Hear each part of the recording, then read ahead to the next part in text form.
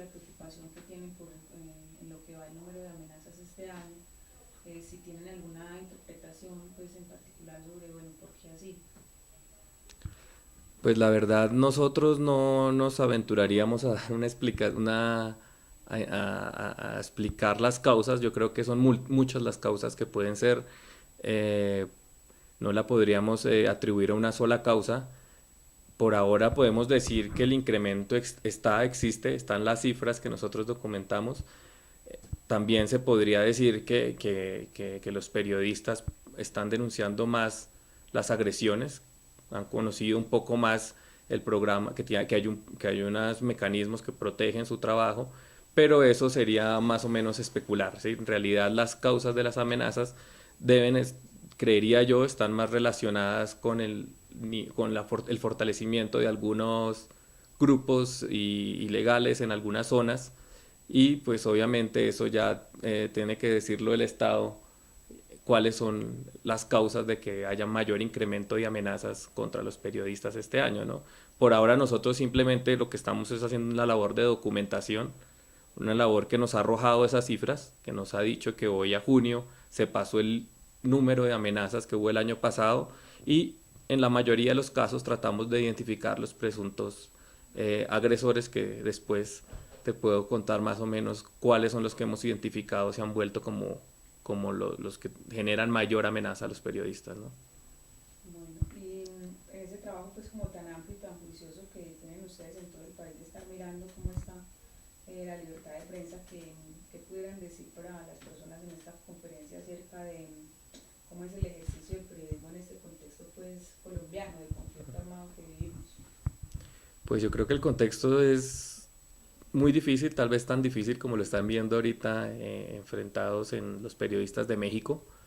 Hace un tiempo estuve como representante de la FLIP en México y logramos conocer un poco la realidad que están viviendo tan difícil los periodistas allá, donde hay unos altos índices de homicidio, de asesinatos a periodistas, de desapariciones, y que están viviendo su propio karma, porque lastimosamente para que exista una organización como la nuestra o organizaciones similares en México es porque nuestros países, nuestras realidades hacen que el periodismo no sea visto como una profesión a respetar como otras profesiones, y sea atacada por distintos autores, sí, por muchos distintos autores, no podríamos señalar uno solo. Lo que sí vemos es que no es garantía tampoco para un periodista tener pues si tiene escoltas o carros blindados que lo protejan y van y ejercen su trabajo periodístico, normalmente no terminan eso, no quiere decir que puedan ser periodistas o ejercer su trabajo normalmente.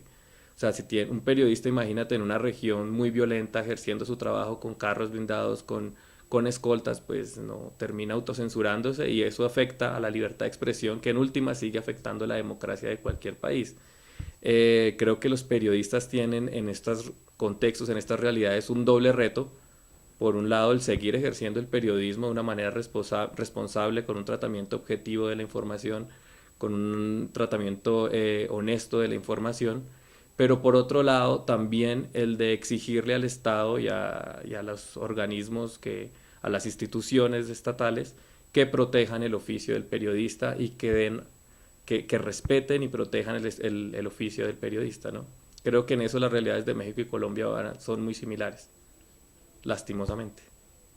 Bueno, no sé si para hablar del tema de las regiones y ya particularmente pues los casos eh, que hay en la actualidad de amenaza, pues lo conversamos también con vos o con Sandra. No, conmigo. Si son amenazas o si son estos casos de impunidad que tenemos acá, pues sí serían con Sandra, que los puede conocer mejor. Si tienes preguntas sobre algún caso específico y yo lo conozco, entonces. Bueno, no, el caso de, hay un compañero nuestro que está ahorita en Montería, está mirando el caso de Clodomiro. mm, Bueno, a ver qué información tiene la FLIP, por ejemplo, en ese caso, pues no sé si ustedes recibieron como una alerta y qué creen que pasó y que hay que denunciar ahí, pues también si es que hubo pues como alguna falta de actuación de algunas autoridades, no sé, ¿qué tienen para decir sobre ese caso? Bueno, el caso de Clodomiro es un caso pues es bastante complejo, digamos, él fue un periodista que estuvo dentro del programa de protección a periodistas, él tenía escolta, tenía un nivel de riesgo extraordinario. Igualmente estaba ejerciendo un periodismo de denuncia en una de las regiones, diría yo, más difíciles para ejercer el periodismo en Colombia, que es Córdoba. Cuando lamentablemente lo asesinaron, él ya no tenía ese esquema de seguridad, lo que en parte demuestra un poco las fallas que hay a veces en los estudios de riesgo que hace el Ministerio del Interior. Meses antes o días antes de que lo asesinaran, se había hecho un nuevo estudio de seguridad que había arrojado ordinario por parte del DAS en ese momento, y se dijo, no, él ya no necesita este esquema de protección.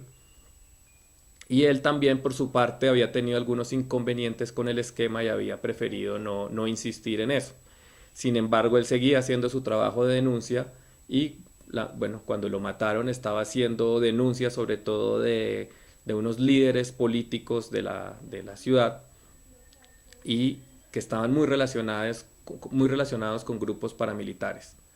Y también hacía denuncias de los abusos o de la violencia del mismo paramilitarismo. Nosotros no podríamos aventurar pues quién fue el autor de quién lo mató, pero sí sabemos que eso era el trabajo periodístico que él realizaba, lo hacía sobre paramilitarismo y vínculos con la política local.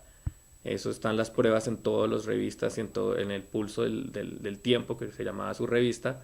Era, y bueno, y pues ya entrarán las autoridades que hasta ahora, digamos, no han avanzado mucho en la investigación. Se capturó a una persona como un presunto autor material y, según tengo entendido, hace unos meses pues se dejó libre porque al parecer no lo pudieron vincular formalmente al proceso o no era la persona.